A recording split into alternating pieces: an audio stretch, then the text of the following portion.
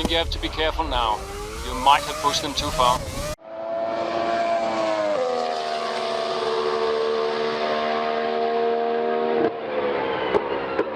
What is up, guys, and welcome back to a brand new video. Today we're playing some Grid, the remastered Grid, the new Grid, if you will. And today we've got a real treat. We're in Fernando Alonso's R26 around the Malaysian Grand Prix, which recently got basically demolished off of the F1 calendar. So it's really cool to have this almost throwback to this car and track combination, and I can't wait to get started.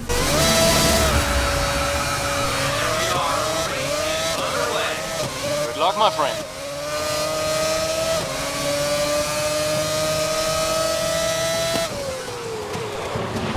So yeah, there we go. Racing into turn one. I just wanted to give you guys just a few seconds there to hear the game sounds, the engine sounds. It's a lot of tires screeching. Now that's mainly down to my poor driving in this video. This is my very first, seconds on the game. I got thrown straight into a race, and would you know, I got thrown straight into the fastest car on the game. 2006 F1 car. So yeah, there you go. I gotta say a huge thank you to Codemasters for allowing me to come down and capture this footage for you. I did I think maybe an hour's worth of capture, but I literally only did it in the this car that you're seeing right now, the Renault F1 car. At some point I may have to go again and get some career mode gameplay, or just other V8 supercars. I know they're in the game, so that's really cool. But yeah, I will endeavor to get some more gameplay for you guys. But in today's capture session, I was focusing just on this car because, first and foremost, basically everyone who watches my channel is an F1 fan, so it makes sense to showcase this car first and foremost, more than anything.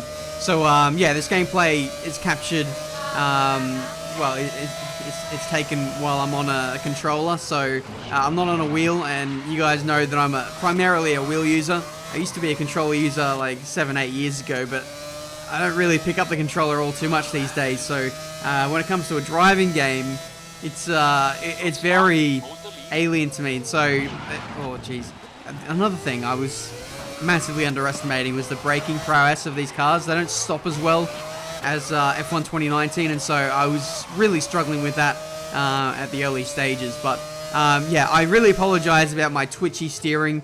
As Palms to the Win 87, you guys from League Racing will know him. I'm basically twitching around on the pad like he is. But as I got more experienced with driving on the controller, my steering inputs slowly started to smooth out a whole lot more. But that's the thing. My delicate little touches with the controller are just not there at this stage. But yeah, in terms of the difficulty settings, assist settings, it's all basically down the middle. So I'd say it's not easy, it's not hard, it's kind of like intermediate in terms of like AI strength level. In terms of the assists, it was like, I think there's like 5 different settings you can do for like traction control, etc. Like, oh, track limits exceeded. I've done a Sergio Perez into the penultimate corner from 2012. Yeah, the assists are kind of like halfway in between as well.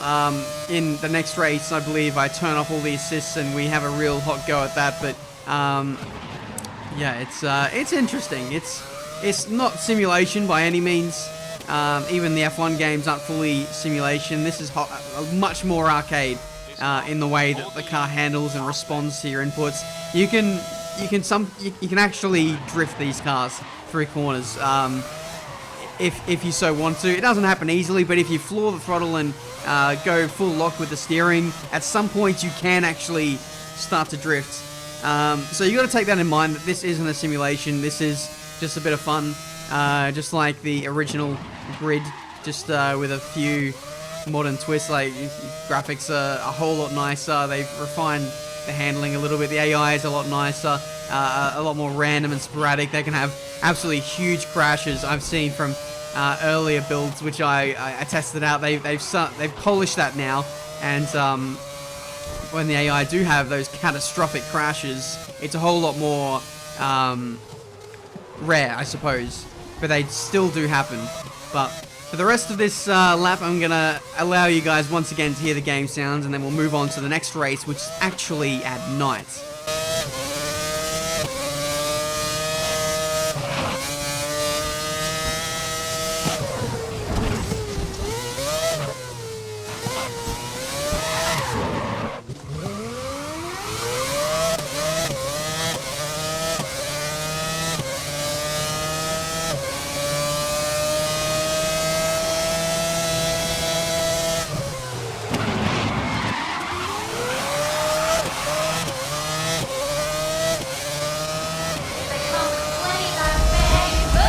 And there we go. That is our first race on grid. Happens to be a race win as well. The AI were very easy. I won't shy away from that. So we found a very easy. Actually waited up for the AI at one point, I think, on lap 2. So that was interesting. Here's a quick little look at the replay cameras, if you will. Some of the angles you can get are pretty darn cool, which is nice to see. But yeah, my first corner on the game is me just steaming up the inside into turn 1, and I think I hit someone off into the gravel trap. So there's that. Yeah, this game is pretty crazy. The AI, like especially in career mode, they'll respond to the way you drive. So if you like run into someone and smash them off, depending on the character that you actually hit, they may become your nemesis, and if they become your nemesis, they actually drive a whole lot more aggressive against you. Sometimes they'll try and squeeze you off, they'll go for dive bombs and treat you with a lot less respect than what they did before you were a nemesis. So it's really cool to see the way that the AI respond. I think we might have some gameplay of that maybe in the next race or the one after that, but yeah. Racing is very much a non-contact sport, so when you do break out some interesting driving tactics, the AI respond accordingly, which is really cool. I like to see that. And as well, another feature as well is in career mode, you'll have a teammate, and you can actually order your teammate to drive faster. You can order him to hold up the people behind him and drive conservatively, and have a whole lot more control over that, and that's really cool. The career mode elements is certainly very much a team effort, and I'm really looking forward to diving deep into that in the future. But let's move on to the second race now, which I believe is at Crescent Valley. It's a night race, and the cars look very interesting. The first thing you'll notice straight away is that these F1 cars have headlights. It's actually coming out from under the nose of the car. It's kind of coming out of the floor of the car. I don't really know like what the actual parts, individual components of the F1 car is, but basically it's the floor area right under the nose, kind of like where the driver's feet would be, just about. And so yeah, that is intentional. The lights are supposed to be there. It's so weird to see, but let me know what you think of the lights. I know it's going to be quite controversial, but trust me, I suppose if there's a circuit where there aren't any lights up around the place, having those lights in the front of your car will be very handy indeed. And yeah, you can race around any circuit at night in the rain. There's no limitations with that like there is in, say, Forza, so you can run any track combination, any car combination, and not be limited by the options of the weather, which is awesome. But anyway, here we are for this circuit. It's night time, so I can't really see where I'm going, and I don't know the circuit anyway, so it's quite difficult.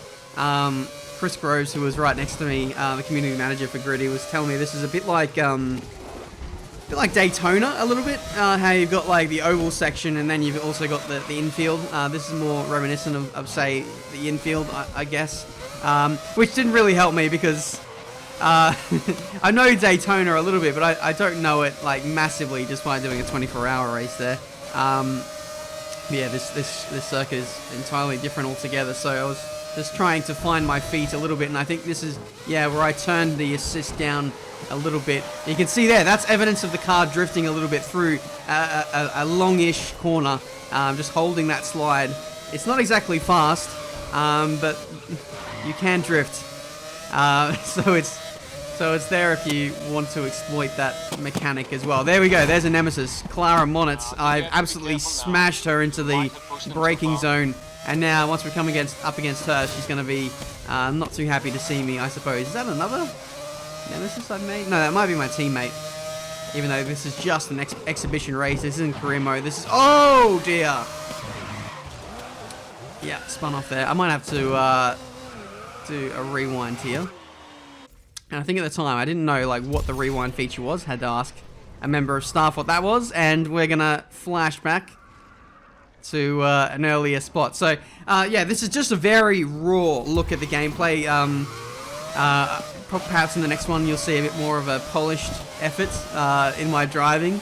But yeah, I just thought I'd show you guys the gameplay, just how I was experiencing it at the time.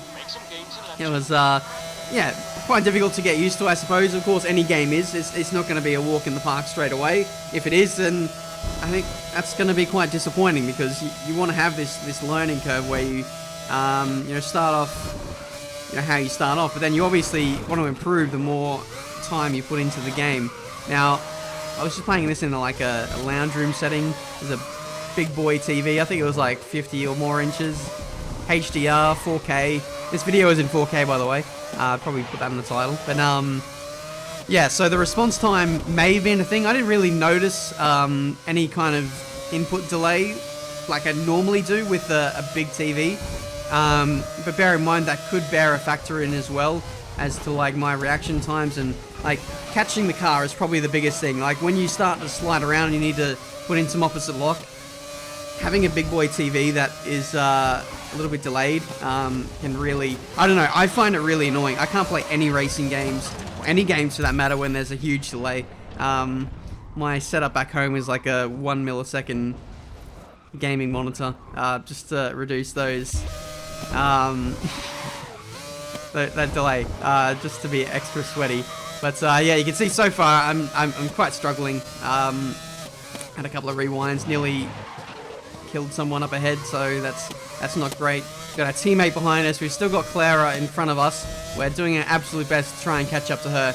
But yeah, still trying to come to grips with this circuit. I've now switched to cockpit cam to see if that can help my feel of the car and help my control.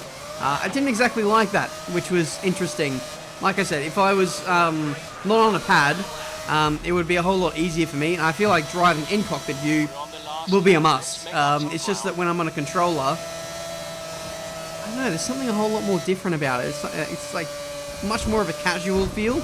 And so I felt a whole lot more comfortable racing in third-person view. And I would never, in a million years, dream of racing in third-person view in an F1 game with a controller. It's just not me, but this is a completely different approach at it. Yeah, again, I keep spinning. Sometimes it's when I hit curbs, and it's a whole lot more slippery when you can drive full lock over curbs and have a little bit of throttle planted. Yeah, it can be quite slippery, so watch out for that when you do give that a go. Those curbs are quite flat, by the way, so if they had any kind of undulation to them, they'd be impossible to drive over. But yeah, good to see that there is an element of realism. You can't just fly over curbs and expect it to stick. We do a nice little move around the outside of the two leaders there to move into the lead of the Grand Prix. This is the last lap as well. Yeah, we're starting to get a bit of a wriggle on now as I try and push the limits of the car. I just overstepped it there. But side by side with the race leader here, Dylan Jenkins. Let's see if we can get him up the inside here into this hairpin. Not the greatest racing in the world. I'm still trying to I'm still trying to come to grips with this car, so bear that in mind with me, guys. Next video will be a lot better. I do get better and better as time goes on, but I'm still struggling with those braking zones. Feeling like I can be Superman and brake as late as I possibly dare. But here we go, across the line. We have just about won this one. Much more difficult this time around, but we get it done with another victory. But there we go, guys. That has been this video for today. A quick little look at the R26 F1 car in grid.